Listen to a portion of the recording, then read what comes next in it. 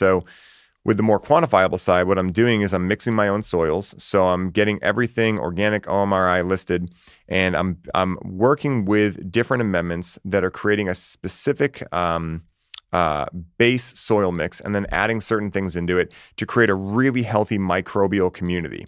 And then from there, what I'm doing is I'm applying mulch layers and things that really mimic the forest floor. And this is like regenerative agriculture, no-till gardening. These are terms that I use a lot. And the other thing I'm adding in is Korean natural farming, which you haven't dove into this yet. It's fascinating. It's essentially taking nature and making ferments out of it. And the cornerstone of it is something called IMO, which stands for indigenous microorganisms. And the analogy I use for this is it's really synonymous with stem cells, but with nature. So with stem cells, they're taking them out of your hip, they're applying them to a different area of your body.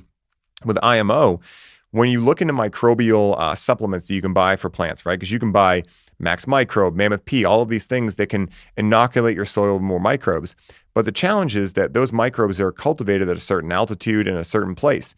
And so if you're in Boston and you're getting microbes that were cultivated in California, well, a lot of them are going to die off. And so a lot of times it's just a waste of money and ineffective. When you're doing IMO, you're actually taking a small wooden box, you're putting al dente rice into it, you're putting a screen over the top, you're putting it into nature at some place, usually like at a fallen tree where there's a lot of fungal activity. And you can see this because when you dig down just a little bit in the soil, you should be able to start finding these little white hyphae, which are like little strands of fungus. Mm-hmm. And so when you see that, you're nestling the box into there and you're leaving it there for usually, a week or two, depending on the time of year.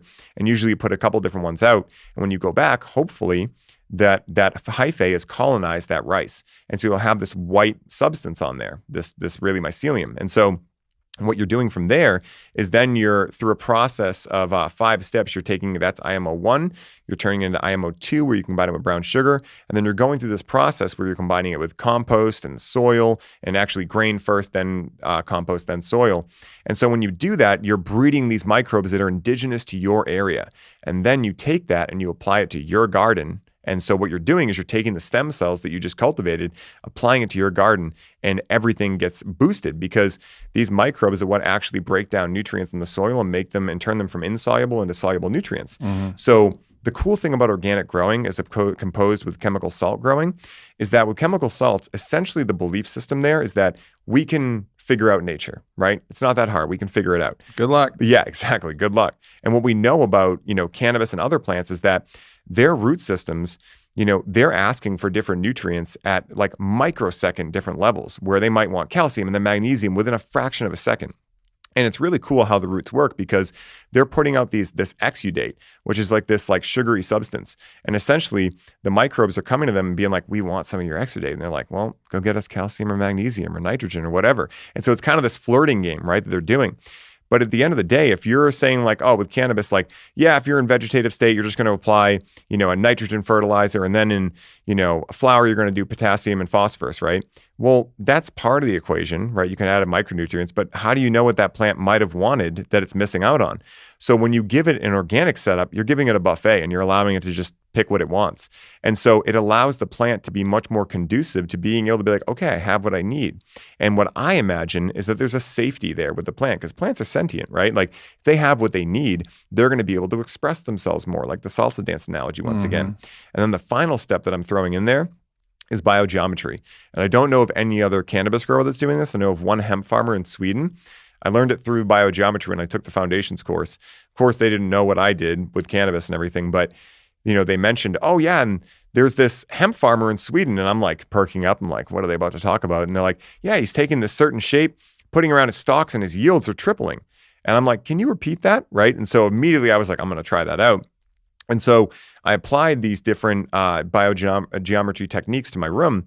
And what I realized was not only did my yield increase, but the quality was unbelievable. And it felt as though when I put biogeometry in my house, just in general, it felt like I could take a sigh of relief. And so I'm imagining that the plants can do so as well, because just like humans with our biofield, we have interference with EMFs and all of these things, and especially with grow lights and all of this stuff. There's just a lot of interference that we might not be able to hear, but it doesn't mean it's not there. And so with plants, they feel the same way. And so what I felt from the energy of my room when I went in there is that they were able to take that sigh of relief too and go, okay, we're just going to do what we're meant to do.